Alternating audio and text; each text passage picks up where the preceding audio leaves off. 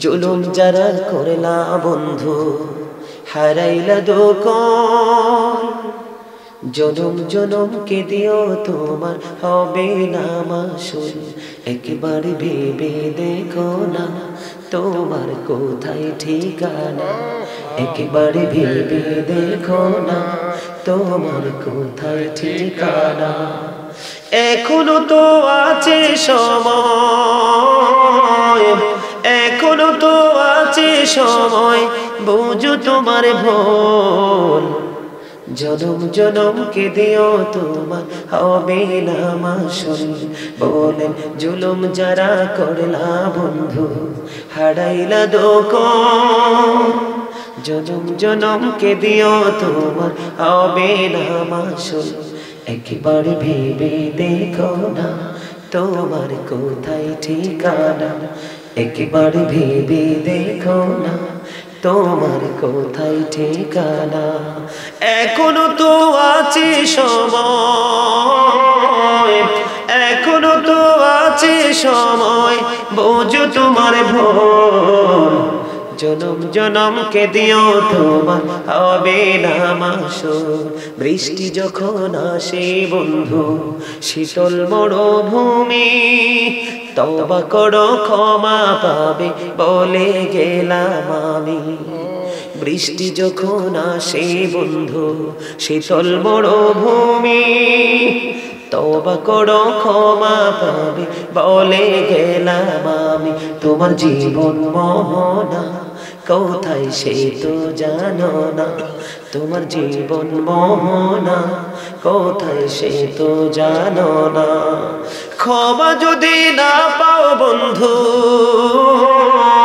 ক্ষমা যদি না পাও বন্ধু পাবে না তো কোন জনম জনম কে দিও তোমার হবে না মাসুল বলে জনম জনম কে দিও তোমার ঠিক কিনা বলেন নবী বলে দিয়েছে জালেম অত্যাচারে যারা নিজের উপর নিজে জুলুম করেছো অন্যের বাড়ির জিনিস চুরি করে নিয়েছো জোর করে জায়গা দখল করেছো সুদ খেয়েছো ঘুষ খেয়েছো অন্যায় করেছো ও বন্ধু মানুষের অধিকার হরণ করে নিয়েছো মানুষকে কিল দিয়েছো লাথি দিয়েছো ঘুষি দিয়েছো আইনের ভয় দেখিয়ে বন্ধু মানুষের সম্পদ লুণ্ঠন করেছো এদের সবাইকে কোরআনের ভাষায় হাদিসের ভাষায় বলা হয় জালিম ওই জালেমরা তারা অন্যের উপর মূলত একজনের জায়গা দখল করেছে মূলত জালিয়াতি তার উপর করে না সে নিজের উপর নিজেই অত্যাচার করেছে আমার নবী বলেছেন অত্যাচারীদের জন্য জাহান্নামে একটা খাবার হলো বন্ধু তিনাতুল খাবার আর একটা জাহান্নামী রক্ত পুজ নিংড়ানো ঘাম জোরে জোরে নাউজুবিল্লাহ এইটাও জুলুম এই জুলুমটা তুমি তোমার নিজের উপর বন্ধু জুলুম করতেছো জোরে জোরে নাউজুবিল্লাহ আরো জোরে বলেন না নাউজুবিল্লাহ আমার কথা কি বুঝে আসে নাই এই যে কথাগুলা বলছে এগুলো আমাদের সমাজে আছে না নাই এই জালিয়াতি আছে না নাই এরা জালেম না মুমিন এরা অত্যাচারী না মুমিন এই অত্যাচারীদের সংস্পর্শে থাকা যাবে না এই যে বন্ধু তোমাদেরকে বলতেছি পাওয়ার দিয়ে যা ইচ্ছা তাই করতে পারো মরার পরে তোমার এই পাওয়ার খাটবে না আল্লাহ বলেছেন লা ইয়ামুতু people will not die that day সেদিন মানুষ মরতে পারবে না ফিহা ওয়ালা ইয়াহইয়া people will not be able to live that day সেদিন মানুষ বন্ধু বাঁচতেও পারবে না ওমা হুম আনহা বিগাইবিন people will not be able to escape that day সেদিন মানুষ সেখান থেকে পালাতেও পারবে না নাউজুবিল্লাহ বলবেন না বাঁচার সুযোগ নাই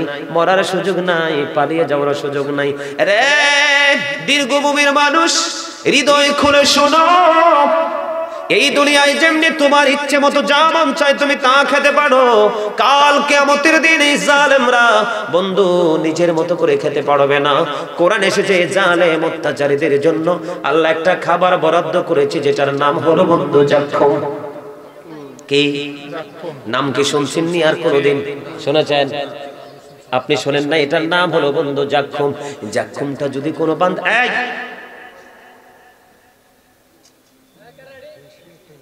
জাক্কুমটা যদি কোন জিন্দা মানুষের সামনে ধরে বন্ধু, অটোমেটিক্যালি দাঁতগুলো সবগুলো ঝরে পড়ে যাবে।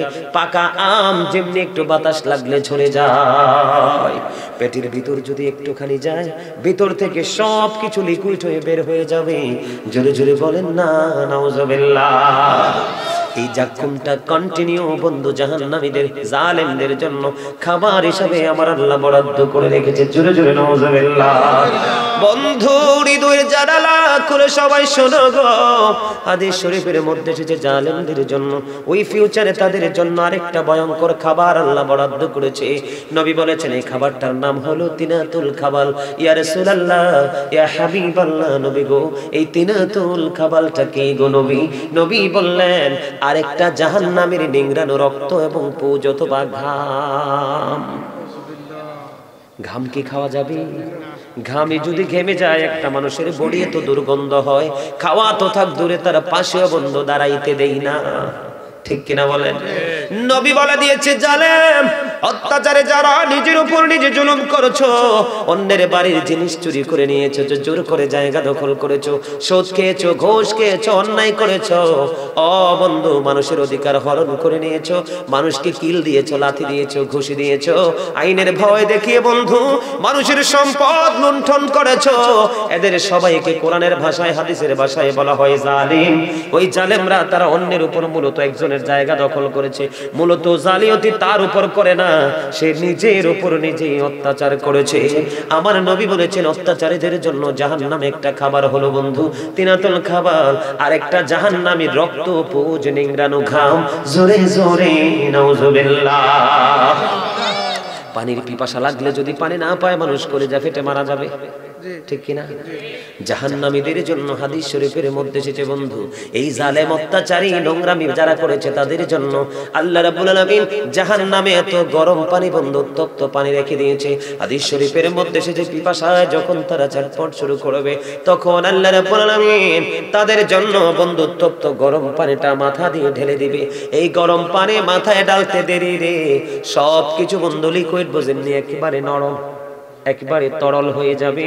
ওই যে বলেছি কত কষ্ট কত যন্ত্রণা, অবন্ধ কেমন করে সইবে রে মুসলমান, কেমন করে সহ্য করবা বন্ধু গো। এই জন্য আমার আল্লাহ রেখে রেখে বলে দিয়েছে, আল্লাহ বলে দিয়েছেন join with my dear people come to my paradise. আমার নবী বলেছে বাঁচতে যদি চাও আমার প্রিয় বান্দাদের সাথে যুক্ত হয়ে যাও। আল্লাহ বলেছেন ফাদখুলি ফি ইবাদি ওয়াদখুলি জান্নাতি। আল্লাহ বলেছেন join with my dear people come to my paradise, আমার প্রিয় লোকেদের সাথে যুক্ত হয়ে যাও, আমার জান্নাতে চলে আসো। বন্ধুরে আমার জাহান্নামে একটা পাহাড় আছে, সেই পাহাড়ের নাম হলো সৌদ পাহাড়। এই সৌদ নামক পাহাড়ের উপর উঠতে লাগবে সময় 70 বছর, নামতে লাগবে বন্ধু 70 বছর। পাপীরা জালেমরা অত্যাচারীরা এই পাহাড়ের চূড়ায় উঠতে থাকবে নামতে থাকবে, আর অন্যান্য আযাবও তাদের জন্য বহাল থাকবে।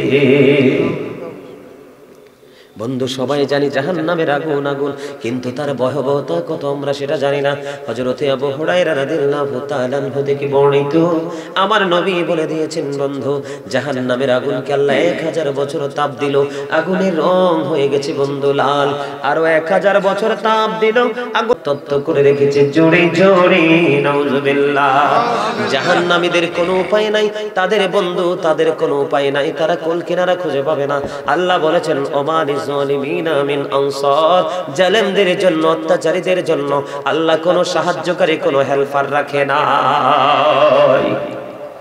বন্ধুরে আমার জাহান্নামীদের সবচেয়ে কম আযাব হলো আগুনের এক জোড়া জুতা।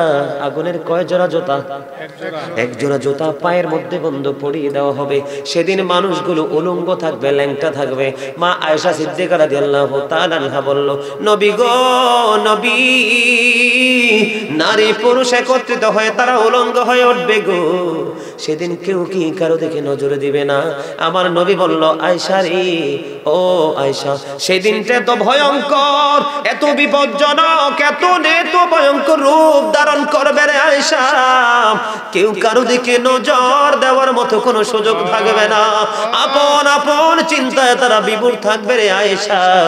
কেমন করে বন্ধু মানুষগুলো সহ্য করবে? বন্ধু তোমাদেরকে কেমন করে বললে বন্ধু তোমরা বুঝবা? আমার নবী বলেছে, বন্ধু হৃদয় খুলে তোমরা শোনো গো, কেমন করে বন্ধু বাঁচবা? বাঁচার উপায় নাই, মরার উপায় নাই, এখান থেকে পালিয়ে যাওয়ার কোনো ব্যবস্থা নাই। বন্ধুরে, বর্তমানে পৃথিবী থেকে সূর্যটা 9,13,00,000 মাইল দূরে। কত? 9,13,00,000 মাইল দূরে বন্ধু সূর্য। সূর্যের আলো পৃথিবীতে আসতে সময় লাগে মাত্র 8 মিনিট 20 সেকেন্ড। প্রতি সেকেন্ডে 1,86,000 মাইল বেগে পৃথিবীর দিকে ছুটে আসে। বন্ধু কেন আসলাম আমি?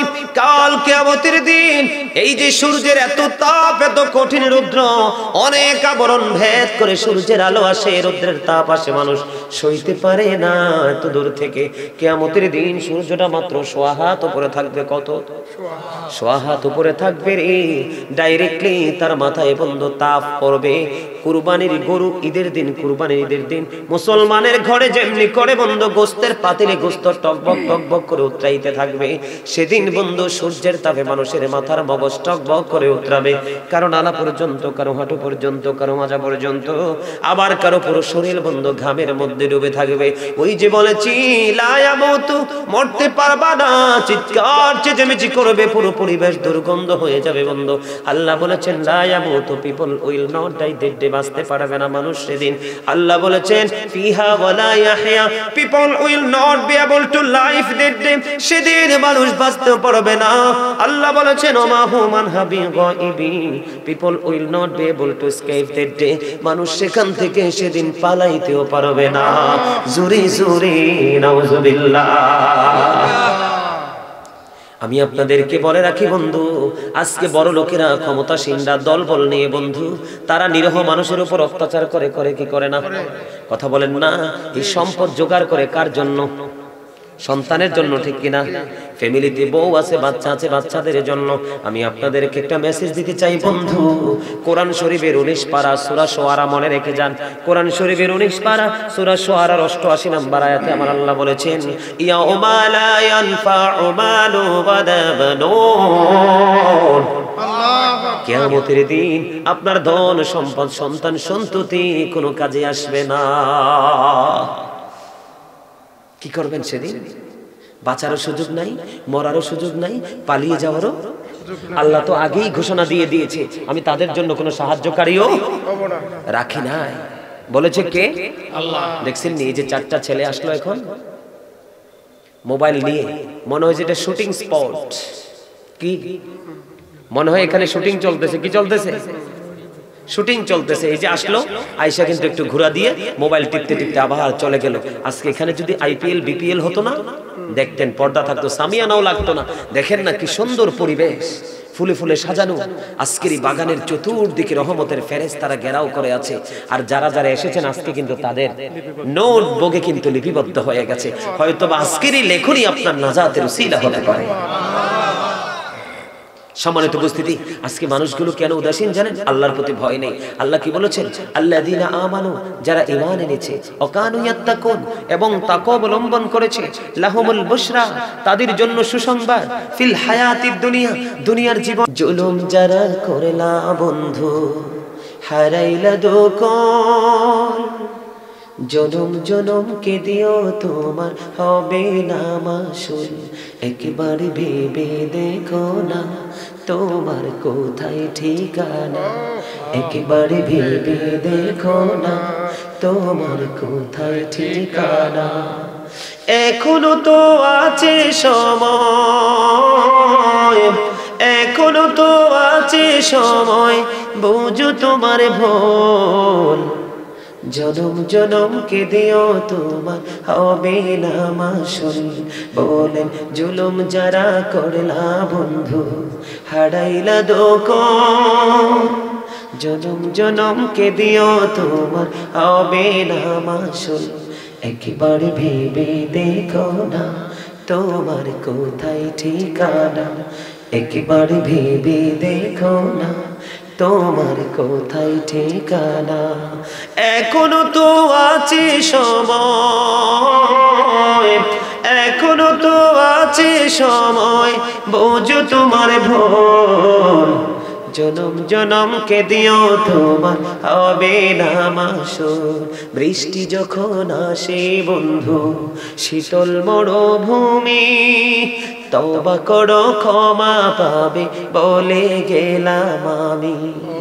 বৃষ্টি যখন আসে বন্ধু শীতল মরুভূমি, তওবা করো ক্ষমা পাবে বলে গেলাম আমি। তোমার জীবন মোহনা কোথায় সে তো জানো না, তোমার জীবন মোহনা কোথায় সে তো জানো না। ক্ষমা যদি না পাও বন্ধু, ক্ষমা যদি না পাও বন্ধু, পাবে না তো কোন। জনম জনমকে দিও তোমার হবে না মাসুল বলে, জনম জনমকে দিও তোমার হবে না মাসুল। কথা কি ঠিক না? গজলটা আমার নিজের লেখা। কখন লিখছি জানেন? এটা কখন লিখেছি? যখন করোনায় বাংলাদেশে আসছিল না, করোনা ওমিক্রন ডেল্টা ভেরিয়েন্ট আসলো না, তখন কিন্তু অনেক ধনী লোকেদের নির্মম নিবিড় অত্যাচার দেখেছি। তখন গজলটা কখন লিখছি জানেন? যখন দেখলাম বড় লোকের বাসায় রিক্সাওয়ালা, ভ্যানওয়ালা, ধরেন একজন মেতর, একজন জুতা সেলাই করে, এইরকম আমাদের নিম্ন শ্রেণীর মানুষ আছে না? যখন দেখলাম এই করোনাতে মানুষের সবগুলো থমকে দাঁড়িয়ে গেল, স্থবির হয়ে গেল পৃথিবীর আচার আচরণ, ঠিক কিনা বলেন? দেখেন আমরা মুসলমান, আমাদের লজ্জা নাই যে নাই, কতটুকু নাই। গরু, ছাগল, হাঁস, মুরগি, বড়ি, বেকরা, আল্লাহর যত সৃষ্টি সবার জন্য পৃথিবী ছিল ওপেন, উন্মুক্ত, কিন্তু শুধু মানুষের জন্য ছিল প্রতিবন্ধকতার এক বেড়াজাল, ঠিক না? প্রতিবন্ধকতার এক শক্ত প্রাচীর ছিল শুধু মানুষের জন্য, কারণ অন্যায় তো মানুষই করে, অত্যাচার তো মানুষই করে। পশু পাখি এরা অবলা প্রাণী, এরা অন্যায় কি অত্যাচার জুলুম কি এরা কিছুই বুঝে? দেখেন তাদেরকে নির্মম মৃত্যু হয়েছে, ওর ওপেনলি দেদারছে ঘুরে বেরিয়েছে, কিন্তু তার মধ্যে মানুষের মধ্যে কিছু ক্লাসিফাই ছিল। এদিকে দেখা, মানুষের মধ্যেও কিছু ক্লাস ছিল। এর মধ্যে আপনি দেখেন লোকাল যে প্লেসগুলো, auto station, CNG station, truck station, rail station, bus station, রিক্সার স্টেশন, লোকাল যে প্লেস, সেই লোকাল প্লেসে কিন্তু কোনো মানুষ মারা মরেছে শুধু কোটি কোটি কোটিপতিওয়ালা, কোটি কোটি টাকার মালিক, বিঘায় বিঘায় জায়গার মালিক, হাজার হাজার বড়ি, লক্ষ লক্ষ বড়ি স্বর্ণের মালিক, যার বাড়ি এসি, গাড়ি এসি, অফিস কক্ষটাও এসি, এইরকম ধরনের গেট আপ সম্পূর্ণ মানুষগুলো মারা গিয়েছে। কারণ গরিব তো জুলুম করতে জানে না, জুলুম সইতে জানে।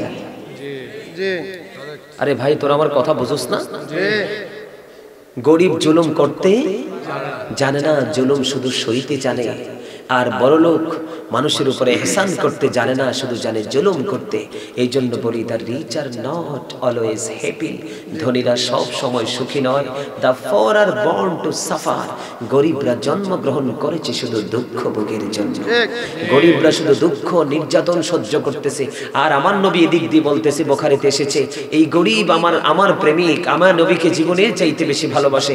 আমি যখন সর্বপ্রথম জান্নাতে কদম দিব, বিশাল একটা টিম আমার সঙ্গে সর্বপ্রথম জান্নাতে কদম দিবে। আর এই জান্নাতি যারা কদম দিবে, এই সংখ্যাটা পুরোটাই, দলটা পুরো গরিব মানুষের দল। ইসলামকে বুঝতে হবে, Islam is not only a religion but also complete code of life. পরিপূর্ণ পূর্ণাঙ্গ জীবন ব্যবস্থা ইসলামে। আর ইসলামের নির্যাস হলো আপনার আমার নবী সরকারে Medina. Allah of the first pillar is the lord of world, রব্বুল আলামিন। Muhammad Rasulullah sallallahu alaihi wasallam is the blessing for the world, rahmatan lil alamin. কি চমৎকার, কি চমৎকার! আল্লাহ রাব্বুল আলামিন, আল্লাহর হাবিব হলো রাহমাতাল লিল আলামিন। একজন হলো স্রষ্টা, একজন হলো সৃষ্টি। স্রষ্টার সৃষ্টির মধ্যে কোনো ভেদাভেদ নেই, প্রেমের কারণে মিলেমিশে একাকার হয়ে গেছে। ঠিক বর্তমান প্রেক্ষাপটের মানুষগুলো যখন হক্কানি আলেমদের সাথে প্রেমের বন্ধনে আবদ্ধ হয়ে মিলেমিশে যাবে, তখন তাদের জীবনে আর কোনো নোংরামি থাকবে না, কোনো জুলুম থাকবে না, কোনো নির্যাতন, কোনো অত্যাচার, কারণ আল্লাহ বলেছে ইন্নামা ইয়াখশাল্লাহা মিন ইবাদিহিল উলামা। পৃথিবীতে আমার যে বান্দা আছে, মানুষগুলো আছে, এর মধ্যে হক্কানে আলেমরাই আমি আল্লাহকে ভয় করে থাকি। জোরে বলেন না সুবহানাল্লাহ। আর জোরে। আমেরিকার গবেষক মাইকেল এইচ হার্ট তিনি কি বলেছেন? The 100 a ranking of the most influential person in the history. 100 জন প্রভাবশালীর তালিকা তিনি করলেন, 100 জন মনীষীর তালিকা তিনি করলেন, এর মধ্যে তিনি চ্যাম্পিয়ন, সবচেয়ে শ্রেষ্ঠ প্রভাবশালী বলে আপনার আমার নবীকে তিনি আখ্যায়িত করলেন। আমরা সেই নবীর উম্মত হয়ে আজকে আমরা নগণ্য ধন্য হতে পারলাম না, এটা আমাদের খুব বদকিসমত। ডক্টর আহমদ পেয়ারা বাগদাদি পীর সাহেব কেবলা, যিনি বসরা ইউনিভার্সিটির ইংলিশ লেকচারার ছিলেন, তিনি বলেছেন তিনি বলেছেন of all the great religious personalities of all prophet মুহাম্মদুর রাসূলুল্লাহ সাল্লাল্লাহু আলাইহি ওয়াসাল্লাম। জোরে জোরে বলেন না সুবহানাল্লাহ। আরো জোরে বলেন না সুবহানাল্লাহ। আর একটু মহব্বতে বলেন সুবহানাল্লাহ। সেই নবীর উম্মত হয়ে যদি আমরা আমাদের চরিত্রকে বদলাতে না পারি, আমাদের মানসিকতাকে যদি চেঞ্জ করতে না পারি, তাহলে জান্নাতে যাওয়া তো থাক দূরের কথা, জান্নাতের সুঘ্রাণও আমরা খুঁজে পাবো না। আজকের মাহফিলে কি আপনারা খুশি না বেজার? আপনারা যারা এই পর্যন্ত এসেছিলেন, বসেছেন, আপনারা সবাই সাকসেস।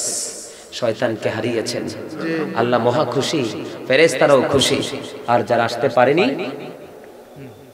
ওনাকে ডাকছেন কেন বলেন? না না, আমার কিছু লাগবে না, আমার কিছু লাগবে না। আমি একটু ব্যতিক্রম মানুষ। আমি মানুষের বাড়িতে, দেশের বাইরে গেলেও কিছু খাই না। এই যে মাহফিল প্রতিদিন এক জেলা থেকে আরেক জেলা, এক জায়গা থেকে আরেক জেলা দৌড়াইতেছে, আমি কোথাও কোনো কিছু খাই না। না না, চা কফি পানি টানি কোনো কিছুই খাই না, যেটুকু খাই ঘরেরই খাই। আর আমি মাছ গোস্ত টোটালি খাই না, 12 মাস সারা জীবন সবজি খাই, শুধু একমাত্র নিজের ঘরের। এই যে আমার ছেলেরা আছে আর লোক আসছে, সবাই জানে, শুধু একমাত্র আমার ঘরের খাবার ছাড়া আমি বাহিরের রেস্টুরেন্ট বলেন, হোটেল যাই বলেন, কোনো খাবার শুকনা বলেন, ভিজা বলেন, কোনো খাবার আমি খাই না। এমন বাইরের পানিও খাই না। ওই যে মাস্টার সাহেব জানে কেন খাই না, আজকে একটা এক্সাম্পল দেই, কেন খাই না জানেন? আমার কাছে বর্তমান সময়ের মানুষগুলো পছন্দ হয় না, নারী বলেন পুরুষ বলেন। এই জন্য দেখছ না, ওই যে ছেলেটাকে ধমক দিলাম, তোমাকে আন্তরিকভাবে মোবারকবাদ, তোমাকে আমি বকা দিয়েছি, কিন্তু তারপরও তুমি ধৈর্য ধরে বসেছিলে। এটাই হলো প্রকৃত আল্লাহর রাসূলের প্রেমিক, আল্লাহর বান্দাদের পরিচয়। আমি কিন্তু এখন টিচিং প্রফেশনে আছি, আমি টিচার, তোমাদেরকে টিচিং দিচ্ছি। পৃথিবীর কোনো বিষয় নিয়ে নেই, তোমাদেরকে আধ্যাত্মিকতা নিয়ে, পরকাল নিয়ে দিচ্ছি। তোমরা রাগ করোনি, তুমি বিশেষ করে তুমি রাগ করোনি, তুমি ধৈর্য ধরে বসেছো। এটাই হলো প্রকৃত মুসলমানের কাজ। ঠিক। পৃথিবীতে বেঁচে ততদিন থাকবেন, আপনাদেরকে বলছি, পৃথিবীতে যতদিন বেঁচে থাকবেন, যদি কোনো বিগ পারসন যারা আছে, বড় মানুষ যারা আছে, তাদের পরিবেশে যখন বসবেন, নিজেকে মনে করবেন আই এম এ জিরো, মনে করবেন আমি কিছু না, আজকে এখান থেকে কিছু নিতে এসেছি। তখনই একদিন আপনি ধীরে ধীরে অনেক জ্ঞানী হয়ে যাবেন এবং যাওয়ার আগে মুমিন হয়ে কবরে যেতে পারবেন। জোরে বলেন না আলহামদুলিল্লাহ। আরো জোরে আরেকটু মহব্বতে। আমার কথায় তুমি কষ্ট পাইছো? আজকে যদি তুমি টুপি দিয়ে আসতে, তোমার একটা সুন্নাত আমল হয়ে যেত। বর্তমান ছেলেরা কিন্তু টুপি পরে না। এই তোমাদের সবার মাঝে কিন্তু সে আজকে মডেল। তোমার নাম কি ভাই? তোমার নাম কি? গোলাম মুস্তাফা। আজকে সবগুলো যুবকের মধ্যে আমি চ্যাম্পিয়ন তাকেই বলবো। কেন? সে মনের অজান্তে দেখে যে এখানে আরেকটা আছে, ওই যে এখানে আরেকটা আছে, কিছু ওই যে আমার সামনে আরেকটা আছে, কিছু ছেলে আছে, তাদেরকে আমি আজকে তোমাদের অসংখ্য যুবকের মাঝে তাদেরকে মডেল বলবো। এই যে আরেকটা আছে এদিকে। এই যে এগুলো যখন সুন্নাত বিলীন হয়ে যায়, কি হয়ে যায়? যখন কোন সুন্নাত কি হয়ে যায়? বিলীন হয়ে যায়, মানে ধ্বংস হয়ে যায়। কি হয়ে যায় মানে কি? ধ্বংস মানে কি? এই আমলটা মানুষ করছে না, এর মধ্যেই তুমি একটা সুন্নাত আমল শুরু করে দিলে, তোমাকে দেখে তোমার ফ্রেন্ড সার্কেল আমল করতে থাকলো। যত আমল করবে এই সওয়াবের জন্য তুমি প্রত্যেকটা পার্সন থেকে তুমি আলাদা একটা পার্সেন্টেজ পাবে, কিন্তু যিনি আমল করলো ওনার সওয়াব কোনো কমানো হবে না। মনে রাখতে হবে। আমার দিকে তাকান। যখন পৃথিবীতে ইসলামের আবির্ভাব হয়েছিল, ইসলাম এসেছিল, তখন কিন্তু ইসলাম ছিল গরিব। গরিব কাকে বলে? যার দৌলত নাই তাকে তো গরিব বলে। ইসলামকে কেন গরিব বললাম? কারণ তখন ইসলাম গ্রহণ করার মতো কোনো মানুষ, এই জন্য তখন ছিল ইসলাম গরিব, এই জন্য সেই অবস্থাটা ছিল একেবারেই খারাপ, নোংরা বিপজ্জনক পরিস্থিতি ছিল। ধীরে ধীরে মানুষ ইসলামের সুশীতল ছায়াতলে আসলো, ইসলামটা অনেক ধনী হয়ে গেল, এটা অনেক পাওয়ারফুল পপুলার হয়ে গেল। তখন মানুষের আনাচে কানাচে ঘরে ঘরে আল্লাহ রহমত চলে গেল। এখন কিন্তু আবার ইসলাম ধীরে ধীরে গরিব হয়ে যাচ্ছে। তার মানে ইসলামের আইনগুলো মানুষ ধীরে ধীরে নিজের মধ্য থেকে ডিলেট করে দিচ্ছে, সে আমল মানুষ করছে না। ইসলাম আবার ধীরে ধীরে ছোট হয়ে যাচ্ছে, গরিব হয়ে যাচ্ছে। ইসলাম যত গরিব হবে মানুষের জীবন তত সংকুচিত হয়ে যাবে। আমি কেন বললাম কারো বাড়িতে খাই না? সত্যিকার অর্থে আজকে মিডিয়ার সামনে বলছি, আমি মানুষকে পছন্দ করি না। আপনারা আমাকে যাই বলবেন, ম্যাক্সিমাম নারী দায়ুস, ম্যাক্সিমাম নারী দায়ুস। আমি কার হাতের খাবার খাবো? আল্লাহ রাব্বুল আলামিন এই জবান যদি পবিত্র না থাকে, আমি হাজার চেঁচামেচি করলে, চিৎকার করলে আল্লাহ দোয়া কবুল করবে না। ইবাদতকে আল্লাহর দরবারে পৌঁছাতে হলে আপনাকে বডি এবং মুখ নাফাক রাখতে হবে।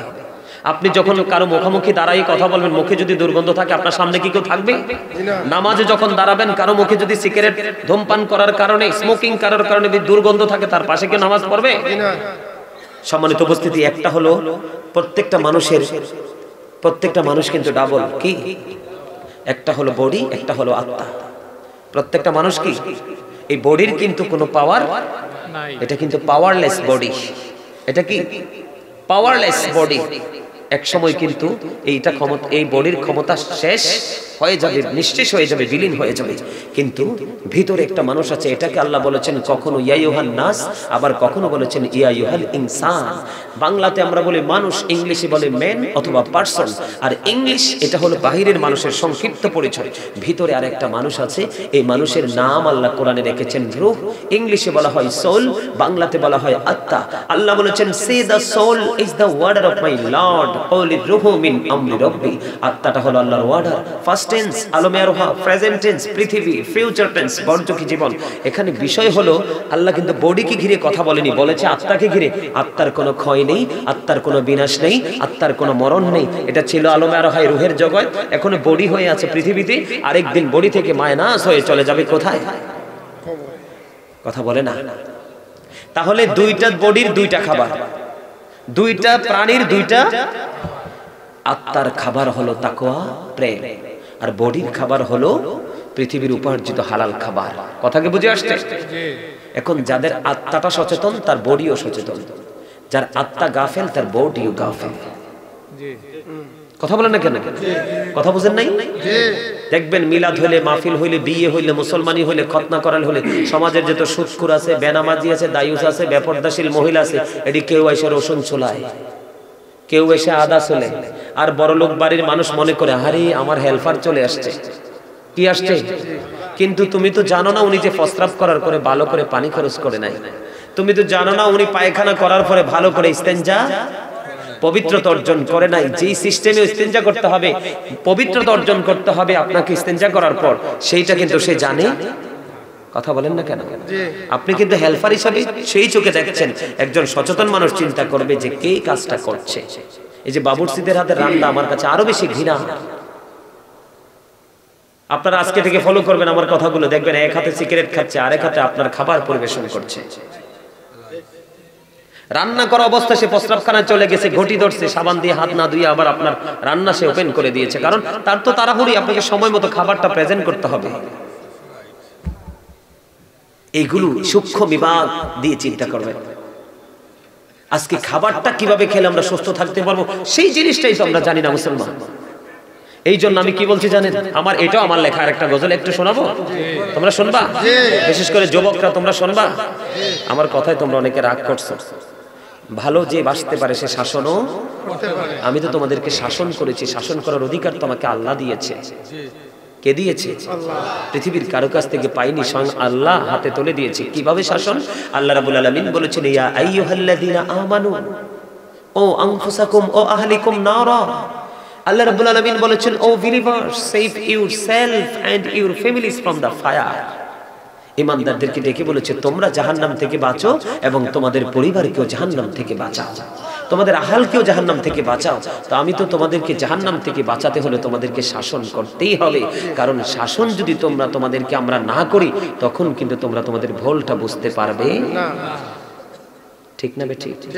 আমি একটা গজল লিখেছিলাম ওই যে করোনাতে, রিক্সাওয়ালা তারা কাপড় তারা ইনকাম করতে পারে না, ভাষা ভাড়াটা কিভাবে দিবে বলেন? খাবারে তো খেয়ে বাঁচতে পারে নাই, অনেক আছে না? কিন্তু ভাড়াটিয়াকে মালিক থাকতেও তো পারে না, ভিটামাটি নেই, কোথায় যাবে বাচ্চা কাচ্চা নিয়ে? ঘরের আসবাবপত্র বিক্রি করে মালিকের ভাড়া দিয়েছে, তার প্রতি একটু এহসান করে নাই। তখন আমি একটা গজল লিখেছিলাম, এটা লিখছিলাম জুলুম নিয়ে, আর তখন লিখেছি, বলবো? রূপে মানুষে তো সুন্দর, অন্তর ভরা ময়লা, হারিয়েছি সুখের জীবন, আছে শুধু জ্বালা। রূপে মানুষে তো সুন্দর, অন্তর ভরা ময়লা, হারিয়েছি সুখের জীবন, আছে শুধু জ্বালা। জ্বলছি দিবানিশি, ভুলে গেছি হাসি, বলেন জ্বলছি দিবানিশি, ভুলে গেছি হাসি। জীবন থাকিতে যেন হলো রে মরণ। এই তো যে সুন্দর এই পৃথিবী, স্রষ্টা করেছি সৃজন। যত দেখি আমি তত ভালো লাগে, শীতল হয়ে যায় মন। এই তো যে সুন্দর এই পৃথিবী, স্রষ্টা করেছি সৃজন। চারিদিকে আধার ঘেরা, আলো চলে গেল, চারিদিকে আধার ঘেরা, আলো গেল চলে। এই পৃথিবী করলো পাগল, সবই গেলা ভোলে। ঠিক কিনা বলেন? চারিদিকে আধার ঘেরা, আলো গেল চলে। এই পৃথিবী করলো পাগল, সবই গেলা ভোলে। দুঃখ যখন আসবে এই পৃথিবী হাসবে, দুঃখ যখন আসবে এই পৃথিবী হাসবে। ভুলিবে না প্রভু তোমায়, হবে রে আপন। এই তো যে সুন্দর এই পৃথিবী, স্রষ্টা করেছি সৃজন। ঠিক কিনা বলেন? আমার কথাগুলো কি বাস্তব না? কথাগুলো কি গ্রহণযোগ্য না? ঠিক না? আসলে কি প্রকৃত মুমিন তারা কি পৃথিবীকে আলো দেখে না অন্ধকার? হ্যাঁ, বসেন বসেন, সমস্যা নেই। আসলে প্রকৃত ইমানদাররা পৃথিবীকে কি আলো দেখে না অন্ধকার? আরে ভাই, তোমরা তো বোঝো না, এই যে লাইটের আলো, এটাকে মূল আলো বলা হয় না। মূল আলো হলো গানের আলোই, যেটা আলোকিত হয়, শিক্ষার আলো। মানুষ বলে শিক্ষায় জাতির মেরুদণ্ড, আমি বলবো সুশিক্ষায় জাতির মেরুদণ্ড। আজকে বাংলার জমিনে যথেষ্ট সুশিক্ষার অভাব। আজকে টিচাররা স্বাধীন না, বাচ্চাকে মারতে পারে না, বাচ্চাদেরকে বেত্রাঘাত করতে পারে না, এই জন্য বাচ্চারা টিচারদেরকে ভয়ও পায় না। একটা কথা বললে কি রাগ করবেন? আমাদের সময়টা বা তারও আগের সময়টা, ওই সময়ের যুবকগুলোর চরিত্র বেশি ভালো ছিল না বর্তমান সময়ের যুবক? আগের মানুষগুলো কেন জানেন? আগের মানুষগুলোর চরিত্র সুন্দর থাকার কারণ ছিল, মা বাবার কাছ থেকে থাকতো কঠিন শাসনে, আবার স্কুলে গেলে থাকতো কঠিন শাসনে, আবার সকালে ফুরকানিয়া মাদ্রাসায় গেলে থাকতো কঠিন শাসনে। ঠিক কিনা বলেন? এই তিনটা জায়গা নিয়ে বাচ্চাগুলো একটু আতঙ্কের মধ্যে থাকতো। টিচারের কাছে গেলে পড়াশোনা ঠিক দিতে হবে, আবার বাসায় গেলে মায়ের কাছ থেকে জবাবদিহি করতে হবে পড়াগুলো সঠিকভাবে চারকে দিয়েছে কিনা। সকালবেলা মাদ্রাসায় যেতে হবে, কোরআন তেলাওয়াত করতে হবে, সূরা কেরাত শিখতে হবে। এই তিনটা জায়গাকেই কিন্তু আজকের মুসলমান ধ্বংস করে দিয়েছে। আবার বলে কি ডিজিটাল বাংলাদেশ, কমার্শিয়াল পৃথিবী। বাংলাদেশের ইতিহাসে এই বাংলাদেশে হয়েছে টিচারের মাথায় পায়খানা দেওয়া হয়েছে বাচ্চাকে মারার কারণে, টিচারের গলায় জুতার মালা পরানো দেওয়া হয়েছে বাচ্চাকে শাসন করার কারণে। এমনও হয়েছে বাচ্চারা অবরুদ্ধ করে টিচারকে কলঙ্কিত করে টিচিং প্রফেশন থেকে আউট করে দিয়েছে, বলেছে আই সে গেট আউট। ঠিক কিনা? বলেছে কিনা? এটা কি অবনতি নাকি উন্নতি? অবনতি। আজকের সমাজ যেই কলুষিত হয়েছে, আগামী দিনে আরো কলুষিত হবে, কারণ সুশিক্ষার যথেষ্ট অভাব। এর মধ্যে সবচেয়ে বড় শিক্ষা হলো রাসূলের আদর্শ। কি আমি যদি বলি আপনাদেরকে every parent should take care their children very carefully, প্রত্যেকটা পিতামাতার উচিত তাদের সন্তানের দায়িত্ব যত্ন সহকারে পালন করা। করেছে বাবা মা? ছেলেটা যে জিন্স প্যান্ট, আচ্ছা বলবো, ছেলেটা যে উলঙ্গ অবস্থায় যে মায়ের সামনে উপযুক্ত ছেলে হাঁটছে, মা কি তাকে বিচার করা প্রয়োজন না? বাবার কি বিচার করা প্রয়োজন না? বাবা বলে my dear sun is commercial, ঠিক কিনা? বাবা এটা বলে, সে ফিলিংস নেই, মজা নেই, ঠিক কিনা? প্রত্যেকটা পিতামাতার উচিত তাদের সন্তানের দায়িত্ব যত্ন সহকারে পালন করা। আর আমরা সন্তান হিসাবে প্রত্যেকটা সন্তানের উচিত we should obey our profit, we should obey our parents. আমাদের প্রত্যেকের উচিত আমাদের পিতামাতাকে মান্য করে। কেন জানেন? বলবো, paradise of the child under the feet of the mother, ইন্নাল জান্নাতা তাহতা আকদামিল উম্মাহাতিকুম, মায়ের পায়ের নিচে সন্তানের জান্নাত। We should obey our prophet Muhammad রাসূলুল্লাহ সাল্লাল্লাহু আলাইহি ওয়াসাল্লাম। আমাদের প্রত্যেকের উচিত আমাদের নবী সরকার মদিনাকে মান্য করা, ঠিক কিনা বলেন? পিতামাতা সন্তানের দায়িত্বটা কিভাবে পালন করবে একটু বলবো, একটু বলবো, দরকার আছে না? এখন বাবা মা সন্তান জন্ম হইলে বড় করে অনুষ্ঠান করে, ঠিক কিনা? এই আমার দিকে তাকান, খবর নাই তো উদাসীনতার মধ্যে আছে। ছেলে হইলে তো পাগলই হয়ে যায়, মনে হয় যে স্বর্ণের মেডেল পাইছে, কিন্তু এটা কি চরিত্রবান হবে নাকি চরিত্রহীন হবে খবরই, কারণ সুশিক্ষা নাই তো। প্রকৃত পক্ষে যে পিতামাতাগুলো জ্ঞানী বিবেকবান, ওর সন্তান অনেক বড় বড়, যাদেরকে বলা হয় দ্য সেট, সর্বোচ্চ অফিসার র্যাঙ্কে সর্বোচ্চ চেয়ারে বসেছে, তারপরেও কিন্তু বাবা মা প্রাউড ফিল করে না, অহংকার, কারণ তারা হচ্ছে বিবেকবান। আর সন্তান তো দামি কিছু হলো না, জ্ঞানী হলো না, পাওয়ারফুল ম্যান হলো না, আলোকিত সন্তান হলো না। আপনার ছেলে আছে, আপনি পাওয়ার খাটাচ্ছেন। একটা যোগ্য পবিত্র যদি একটা মেয়ে যদি পর্দাশীল মেয়ে হয়, এই মেয়ের কারণে পর্যন্ত বাবা মা জান্নাতি হয়ে যাবে। এই খবর তো আমাদের নাই, শুধু ছেলের বাজারে ঢুকে রয়েছি আমরা। এই আমার দিকে দেখেন, পিতা মাতা কি করতে হবে? সন্তান যখন পৃথিবীতে আসবে, আমার নবী মা খাতুনে জান্নাত ফাতেমাতুজ জাহরা রাদিয়াল্লাহু তাআলা আনহার প্রিয় সন্তান যিনি জান্নাতে আমাদের ইমানদার যুবকদের লিডার হবে, ইমাম হবে, সে হাসান রাদিয়াল্লাহু তাআলা পৃথিবীতে আসতে দেরি আজানের নাই আমার নবী আজান দিয়েছিল। আরে ভাই সুবহানাল্লাহ বলতে পারো না? আরো জোরে সুবহানাল্লাহ। আজান দিয়েছিল, সন্তান পৃথিবীতে আসলে আজান। মায়ের কাজ হলো সন্তানকে 2 বছর মায়ের দুধ পান করাতে হবে। বাবার কাজ হলো 7 দিন যখন হবে 7 দিনের দিন বাচ্চার নাম রাখতে হবে। বাচ্চা ছেলে হলে তার জন্য 1 বছরের 2টা ছাগল দিয়ে আকিকা দিতে হবে 7 দিনের দিন। কয় দিন? মেয়ে হলে 1 বছরের একটা ছাগল দিয়ে মেয়ের আকিকা দিয়ে দিতে হবে। 2 বছর পর্যন্ত মা দুধ পান করাবে মায়ের স্তন থেকে। এখনকার বাচ্চা কাচ্চা অমানুষ হবে না কেন? মার কষ্ট হয়, এই জন্য বাচ্চা ফিটার দিয়ে ফালে। এই জন্য এটা বড় হইয়া মার কথা শোনে, মায়ের ডাক দিয়ে এদিকে আসো, এটা কয় না ওইদিকে যাবো। মা তো তার দায়িত্ব পালন করেনি, সে তার শান্তি তার সুখের চিন্তা করেছে। আর আমাদের মারা কি করছে? পুরো সংসারের ঘানি টানছে, আবার বাচ্চা চিৎকার দিলে বুকের দুধ খাওয়ানোর জন্য চলে এসেছে। আমি গাজী সুলাইমানের ব্যাখ্যা যদি দেই, 1 মিনিট যদি ব্যাখ্যা দিই, আমাকে নিয়ে আমার লোকগুলো আমার সাথে আছে। এই যে মাহফিল, মসজিদ, মাদ্রাসা, আমার কাজই হচ্ছে দিনের কাজ। দিনের কাজ থেকে হাদিয়া পাই কি পাই না?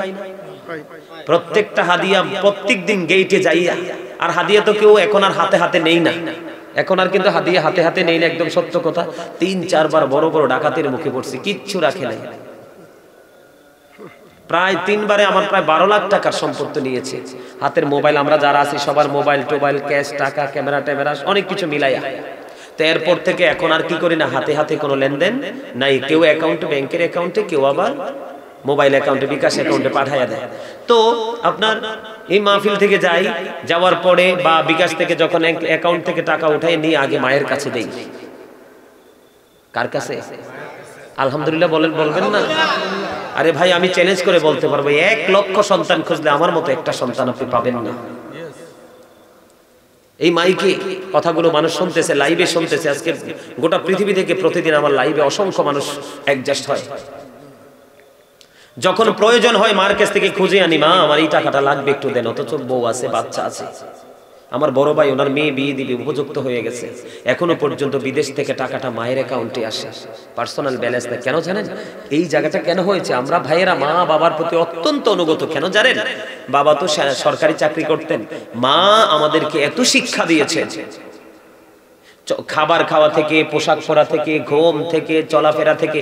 আমার মায়ের কাছ থেকে জীবনে ছোট্ট থাকতে যখন আমি ধীরে ধীরে বেড়ে উঠতেছি, এই রাস্তার দিকে এগোচ্ছি, তখন আমার মা আমাকে একটা নির্দেশ দিয়েছিলেন যে বাবা তুমি একদিন অনেক বড় হবে, আমার মন বলছে। আমি তখন ছোট, তখন আমাকে কেউ দাওয়াত দেয় না। ধরেন ওই যে এখন আমাদের দেশে অনেক ছেলেরা মাদ্রাসায় পড়ে, তারা মানুষ মারা গেলে দৌড়িয়ে কবরে পার যায় না, তো কবর যিনি মারা গেল তার আপন স্বজনরা কিন্তু হুজুর মনে করে সম্মান করে তাকে কিছু হাদিয়া দেয়। তো আমাকে যখন হাদিয়া দিয়েছিলেন একদিন, আমি হাদিয়াটা নিয়ে আমার কষ্ট মনে আছে, 50 টাকা। কয় টাকা?